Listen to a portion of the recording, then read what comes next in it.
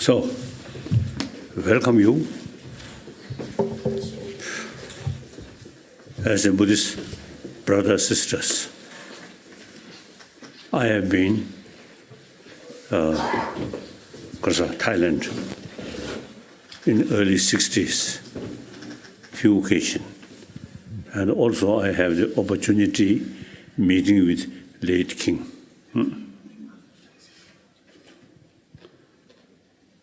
So one story I just want to mention. In Thailand, there's tradition, monk not touch lay people. So then, before the king's lunch invitation, and of course I feel great honor, but then whether I should shake hand king or not, I discussed with Indian ambassador how to do. And then we finalize, if king,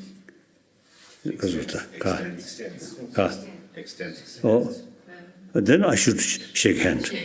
If king sight not happen, then I should not.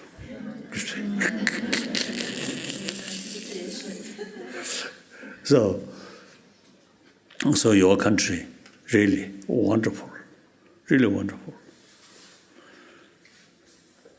Now, how is your election here, there? Quite smooth? Okay. We hope. Oh. So,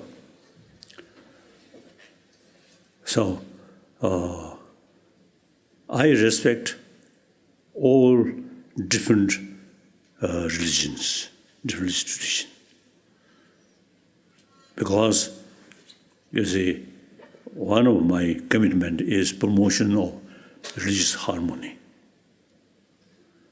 When I see and heard the very name of religion, killing human being, unthinkable.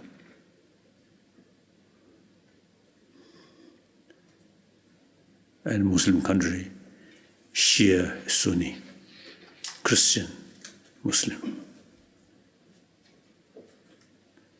And Burma, unfortunately, some Buddhist and Muslim. Very sad. All religion carry the message of love.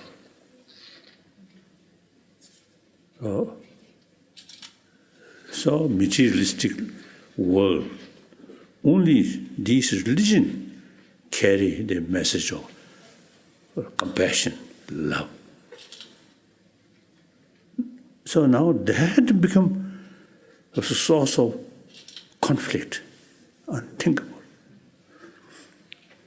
So my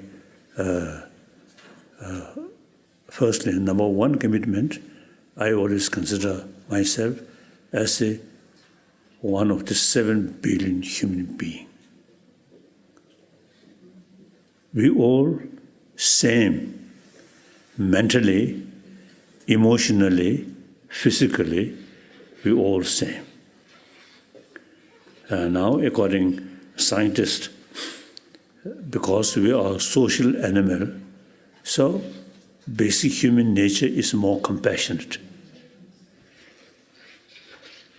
And they say the constant anger, constant stress, actually eating our immune system. So in order to peaceful mind, anger is the real enemy. That's now scientists say. So my number one commitment is try to tell people, everybody wants happy life. And we human beings, we very, very important friendship. friendship entirely based on karuna. If you show other genuine concern of their well-being, then trust comes. Money, power, not necessarily. So warm-heartedness is the basis of our friendship. At the family level, community level.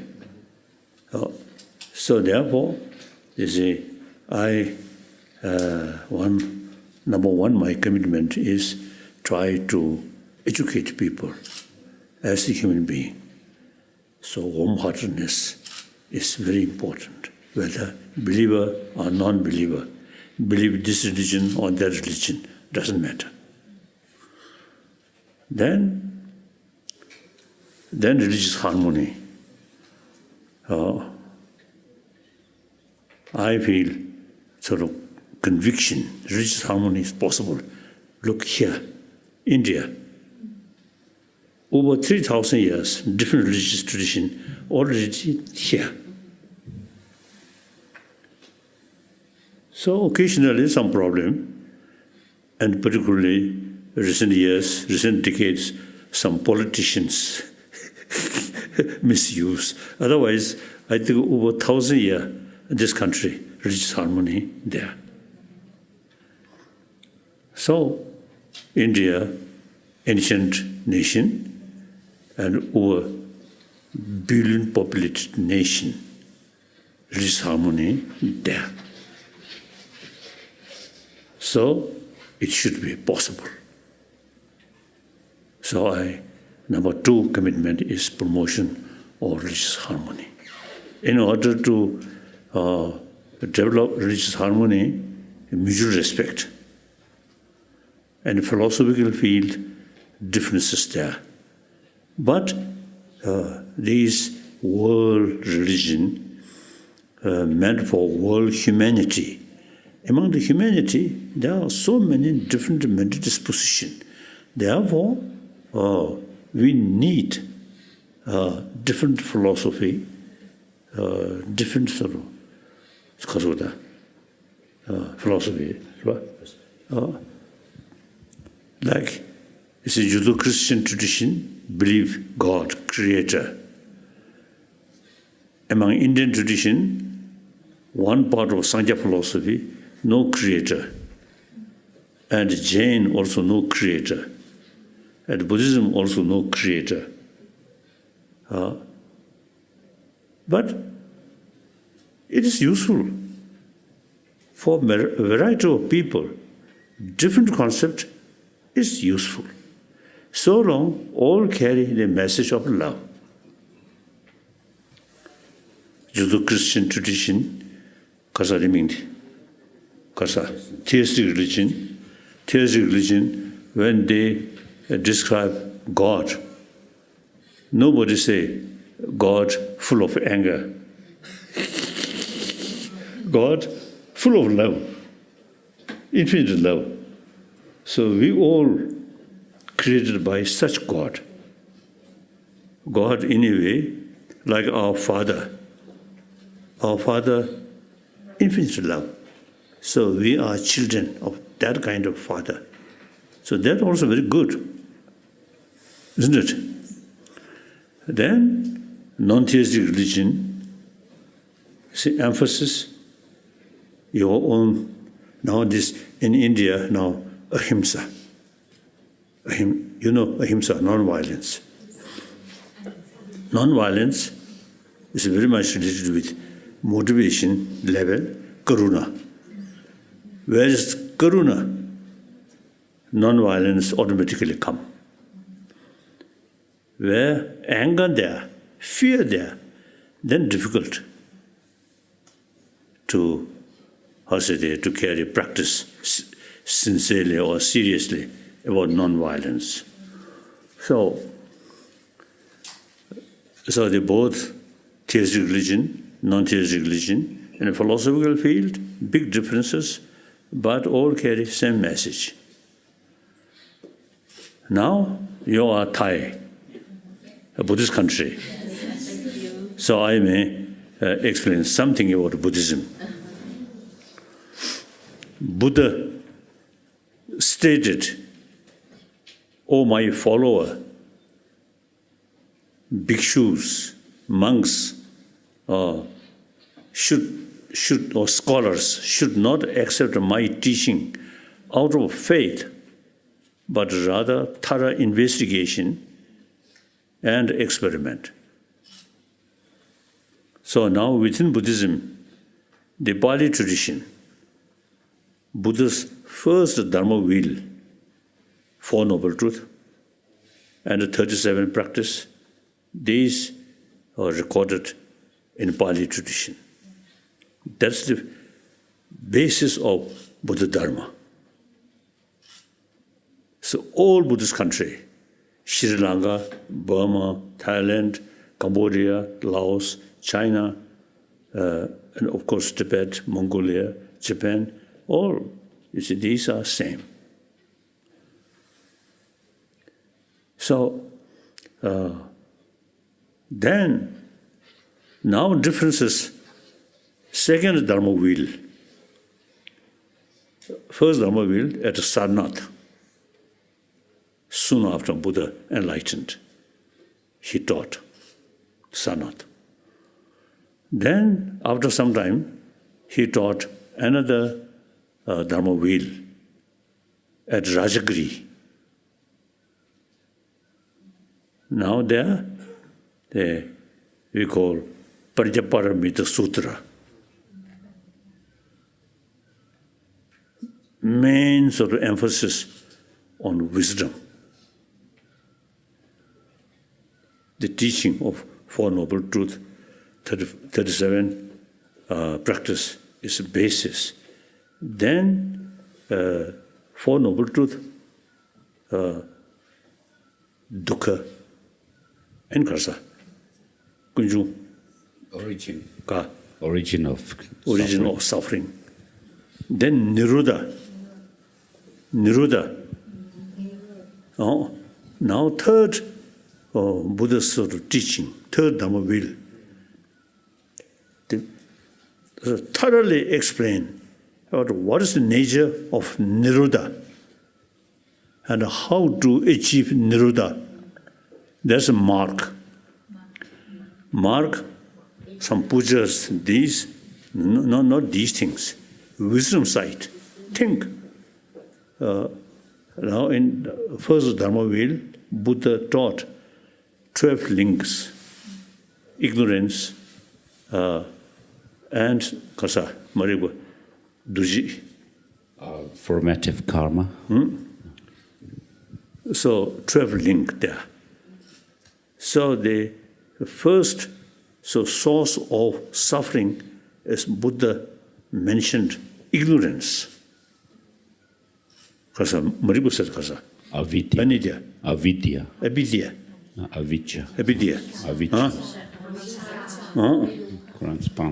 So now, second Dharma wheel, explain the very nature of ignorance. There are different levels of ignorance. Now here, the modern quantum physics, very helpful. Nothing exists as appears. Things appear, seems to say, objectively exist. According to quantum physics, nothing objectively exists. So now that, you see, the second Dharma wheel clearly mentioned that nothing exists as appears. Appears independent sort of existence. If things independently exist, then we further investigate, then that nature should be clearer. But things appears objectively, but investigate, nothing you can find. That is second Dharma wheel mentioned. We usually call shunyata. anatma and shunyata now, shunyata. So now quantum physics also, you see, same view. I have a number of occasions discussion with scientists, cosmology, and neurobiology, and then physics, particularly quantum physics. When we discuss with modern scientists, it seems we know better. Like quantum physics, you see, they already sort of found nothing exists. Then, what is the nature of existence? No answer. Observer there, so long, observer there, because of the object there. Observed object. Observed, because as long as there's some quantum physicists say that as long as there's an observer, there is the observed object. There's a Nalanda tradition. You see, a lot of discussion. What's the reality? So then, Nalanda tradition, they eventually, since things, physical world does not exist objectively, so only mind-only school of thought. That Sanskrit word, Chitta Mantra. Chitta Mantra. And then, further development, the Madhyamika philosophy. So basically, things does not exist as appears. Not only external thing, but also our mind does not exist as appears. So that argue with mind-only school of thought. All these aiming, they try to prove our ignorance, our very nature of ignorance.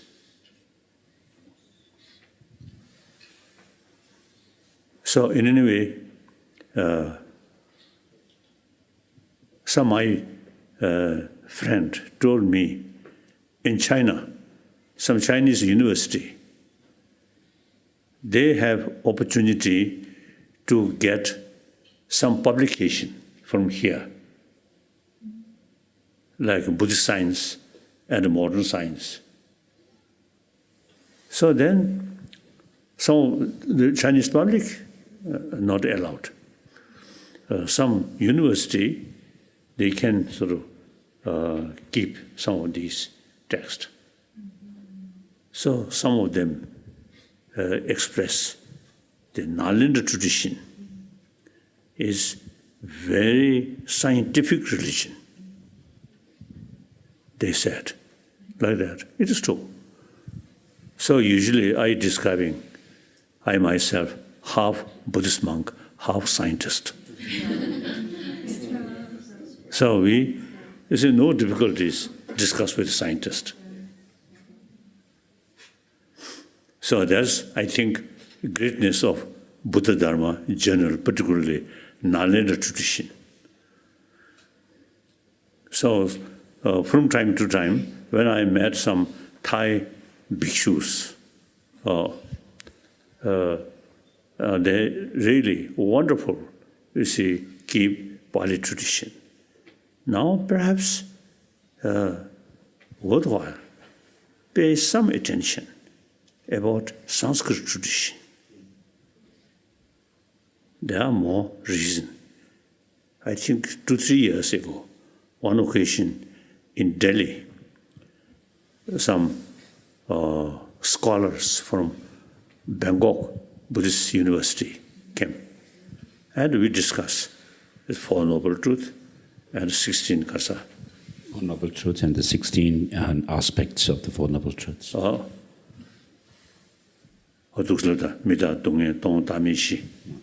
And so the 16 aspects goes like the first 4 aspects of the true suffering are that the suffering is impermanent, and that it is the nature of suffering, and then that it's empty and self without self. This way. No. Yes. And then the second noble truth, which is the origin of suffering, also has these four aspects, which are said to be the cause, that is the cause, and then the origin, and that it's intensely producing, and then that it's a condition. And then with regard to the four aspects of this true cessation, they are called cessation. No. And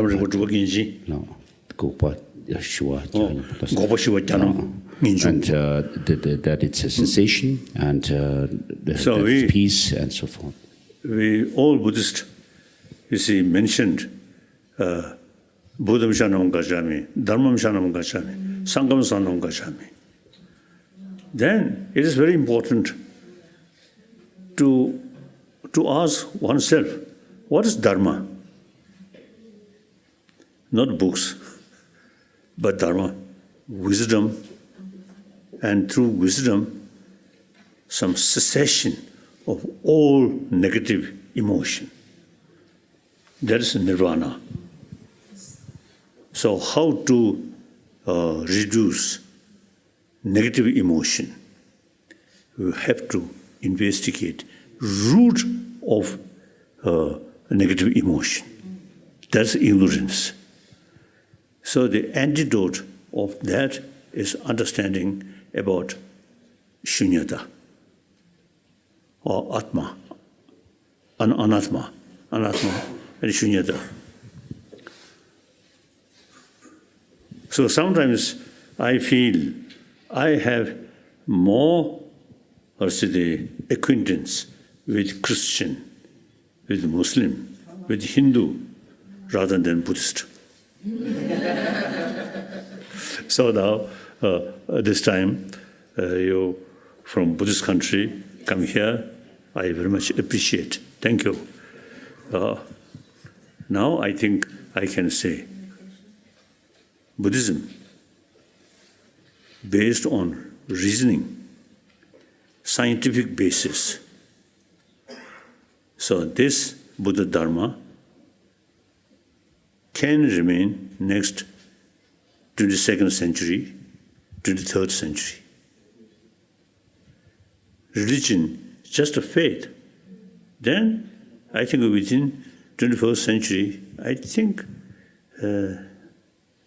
maybe reduce. I notice in America and in Europe, a huge monastery, but nowadays empty. So therefore, you see, religion based on faith, good, but not much sound basis. One of my Indian friend, he once asked me, the whole world created by God. So among his creation, there are many mischievous people there. Why? Why God creates that? What your answer? He created everybody in his image only. People's experiences and how they turn out to be in the world. Because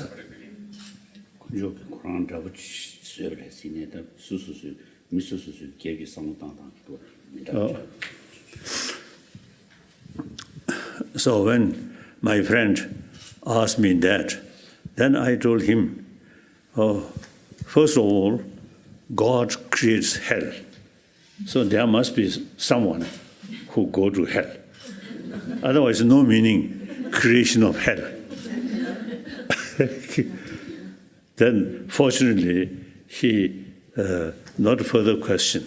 If he further question why God creates hell, then no answer. God, one way, all-knowing and infinite love and all-powerful. So everything God's hand. So then these easy thinking creates contradictions. So I respect all, as I mentioned earlier, all different religious traditions, wonderful. But the Buddhism can go with modern science side by side. Philosophical field, full cooperation with scientists. And then main message is karuna, non-violence. Wonderful, isn't it? I never state Buddhism is best.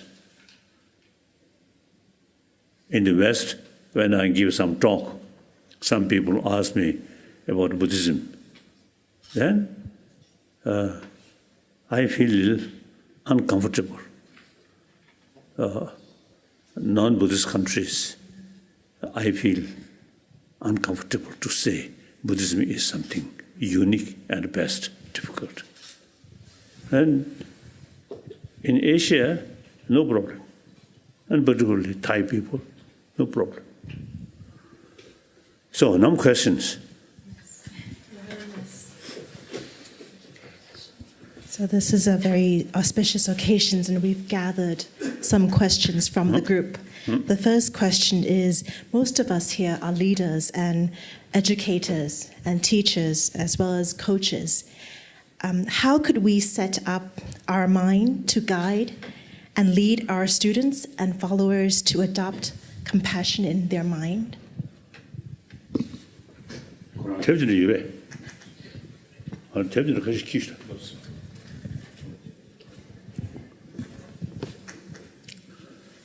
Now, it is a good question. The existing education system is existing education system come from Western world. Western world, religion, faith. So, existing education very much oriented about material value. So therefore, now the whole world, I think each knows some problem.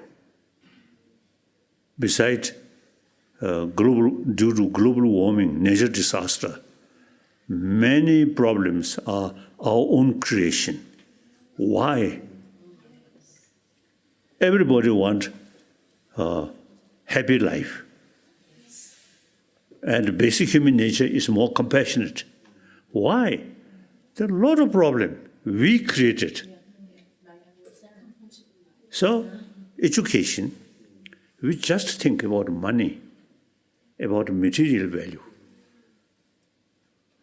Never mention about inner peace. So, in this respect, Thai Buddhist country, so should pay more attention about our inner value. These days, I am telling from kindergarten, we should include hygiene, beside hygiene of physical, and hygiene of emotion should include. Isn't it? Hygiene of physical, good. Exercise and these things. Then meantime, hygiene of emotion, how to keep peace of mind, and how to tackle anger, fear, jealousy. So now education field, we should include. There are also Indian tradition, secular, not based on religious belief, but use common sense. And nowadays, we can use scientific finding, as I briefly mentioned. So secular way, we can teach children from kindergarten up to university level about without inner peace, you may be billionaire, will not happy person. So happiness, joyfulness is part of mind. so should have more knowledge about mind, about emotion, and how to tackle, such as anger, how to tackle, reduce anger, like that.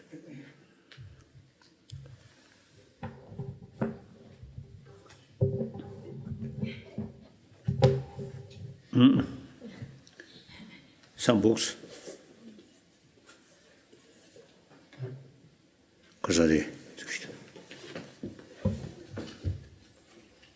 This secular ethics, beyond religion, ethics for the whole world, not based on religious faith.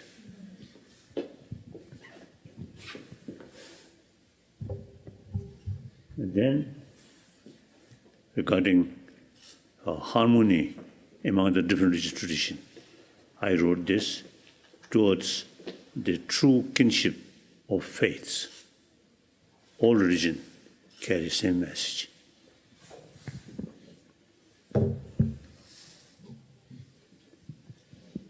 This is about unique, about Buddhism. We, Tibetan tradition, the books which translated from Sanskrit and Pali, altogether 300 volumes. We study, you see, these books. Then I found the content of these 300 volumes. We can divide 3 parts. 1, science. 1, philosophy. 1, religion. So then I request some scholars should not compile, should compile science and philosophy. So they compile, you see this book. So, if you have some interest, and then eventually, I think some translation in Pali language. The Thai, universities, academic subject can study. Okay. Like that. Then this is guide to the Bodhisattva way of life. Okay. So, next question. Your Holiness, as human beings are eager to seek more, such as more money, better positions, nicer places, and also countries are always seeking more power, which leads to war, even though they have more than enough. And this leads to suffering and anger. So what should we do in order to reduce the feelings of needing more, to become happier people? And how can we train our spirit at the basic level? Oh, no, that's, from childhood, we always say money, money, money. Oh, and materialistic life. If from childhood, some knowledge, you could be billionaire, but mentally not necessarily happy. So therefore, the money will not produce inner peace, more desire and suspicion, and then anger, like that. In Thailand, in Bangkok, there must be many sort of big shops. If you go shopping and express, I want to buy peace of mind, I think some people may say, oh, that person, something wrong. So it is obvious. Peace of mind must develop within yourself, nothing else. Okay. Okay. If we have already achieved a level of happiness, how do we extend the happiness and compassion to other people who are suffering, especially nowadays where we live in a digital age and materialism age, where there is a lot of disconnect and depression. How can we extend compassion and kindness to people who are still stuck in the material world? I think unless, you see, have some knowledge how to develop inner peace, otherwise, entire 7 billion human beings, no one who have no problem. Always problem. This is very physical, also source of problem. And human community, often you see create some problem, dislike or suspicion like that. So all these, the external sort of source of problem never solve. Only individual insight. If you have the ability to keep peace, here, I think one book here, the guide to the Bodhisattva way of life.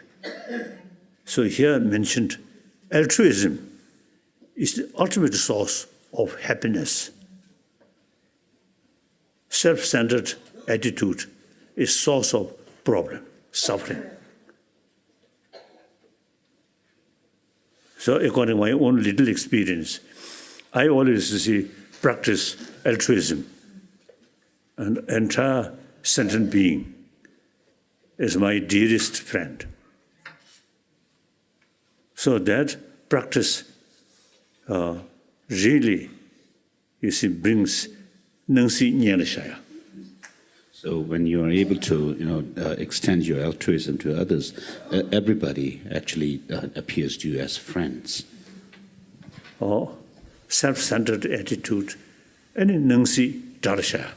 With self-centered attitude, everybody or everything appears as like your adversary.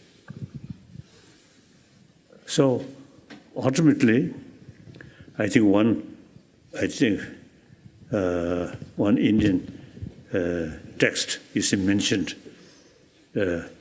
problem, a lot of problem. We never sort of eliminate this problem. Only training our mind, that's the way, no longer any problem. It is true. It is very true. Next question. So the next question is, what should we do in this life in order to be reincarnated as a human being under Buddhism with bodhisattva mind to help others? Kasa.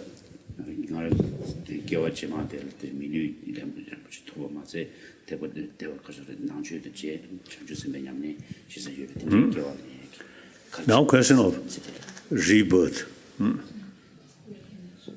According to Sangha philosophy, one part of Sangha philosophy, as I mentioned earlier, then Jain philosophy, then Buddhist philosophy, is no creator, so self, no beginning, no end. The Hindu tradition, they call Atma. Very good. Besides this physical, the owner of this physical is Atma.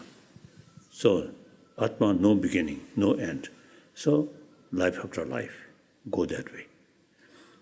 Now, only the only matter is the next life.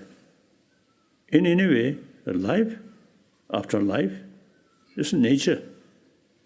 But the happy life or miserable life, that depends on our own action, karma. If we lead this life honestly, truthful, more compassionate, then that's the guarantee your next life will be happy life. And this life, you see, some sort of harming other people, or exploitation other people, telling lies, then you may gain some temporary benefit, but actually these are negative karma. So negative karma brings the next life more difficult. That's because of Mikichu said. So here we are talking about abstaining from the 10 non-virtuous actions. Or killing, stealing, then because of sexual misconduct, then telling lies, divisive talk, and using harsh language, and then senseless gossip, and then covetousness, malicious thoughts, and then wrong views. These 10 non-virtuous karma usually, you see, bring next life more difficult life. So realize these 10 non-virtues. That's because of virtues 10 karma. So that brings happy life. Firstly, human being life. Then long life, happy life, like that.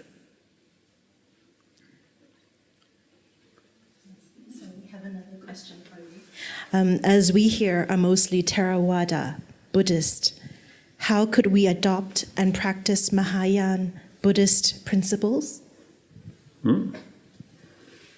I think I usually prefer not to use the word of Mahayana and Hinayana, although some ancient text mentioned that. You see, that word creates impression. Mahayana, something higher. Hinayana, something lower. That's wrong. So-called Hinayana, Pali tradition, is the basis of Buddhist tradition. The so-called Mahayana then utilize reasoning, logical approach. So that's a further development of Pali tradition. So I usually describe Pali tradition and Sanskrit tradition. So I want to give you seal of your mouth. Should not use Mahayana and Hinayana.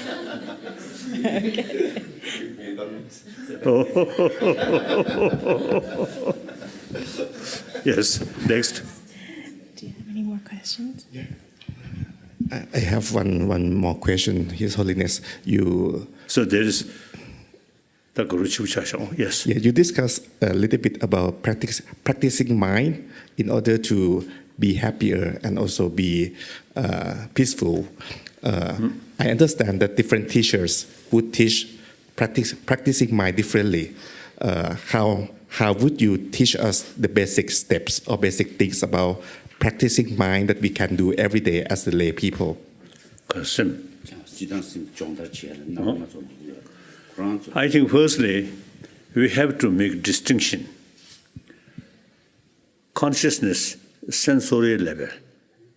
Eye, consciousness, ear, nose, tongue, and physical. When we say training of mind, not these level, but mental level, chit, mental level. For example, when we have dream, no longer sensorial consciousness, and even deeper sleep without dream, the further deeper consciousness. The sensorial no longer there.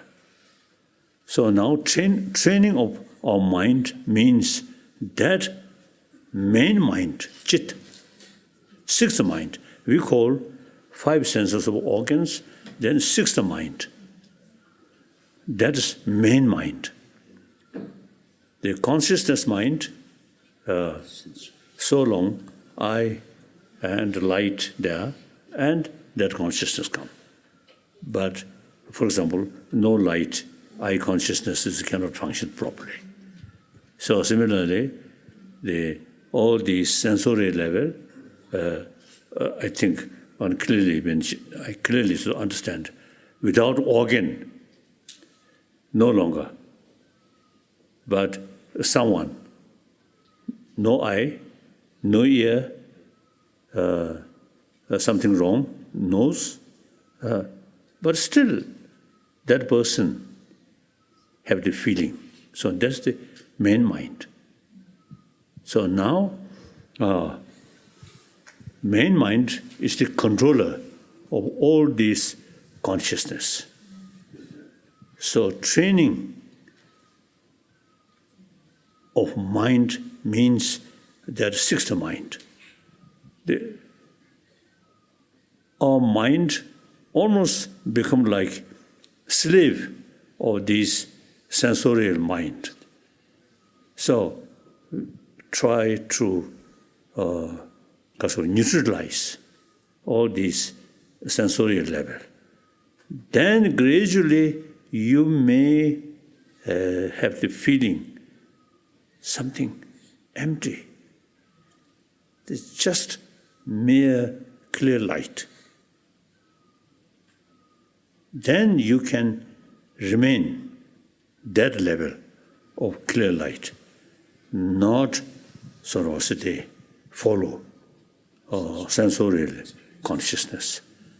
Through that way, you see, and eventually the understanding about the main mind then become clearer.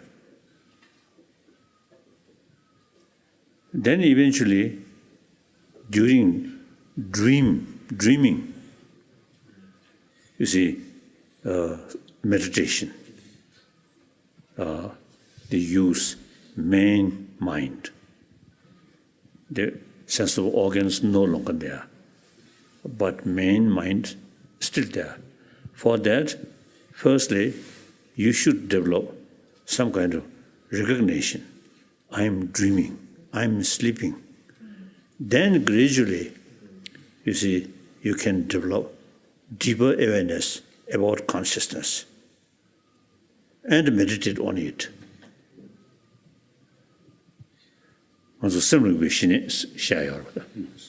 So in Buddhist practice, there's a practice whereby you use the mind as the object to develop single-pointed concentration. In this practice is common. Buddhists, Hindus, we are same. I often is telling the Hindu practice, sadhus, the practice of shila, practice of shamatha, same. Now differences, Hindu, they believe Atma, Buddhist, Anatma theory. There are some differences. Otherwise, you see, basically same. So one time, when I met some Hindu scholar and practitioner, I told him, we are truly spiritual brothers. Practice of shila, practice of shamatha, practice of vipassana, same. Except you believe Atma, I believe Anatma. That's our private business. Like that. Okay. So we think that we learn a lot from you, and we all read some of your books, like the Happiness, the Life of Happiness, and we will learn more from your books. And if the opportunities provide, we will also would like to translate some of your books as well for the Thai people. Thank you. And at this moment, I think we all appreciate your teachings.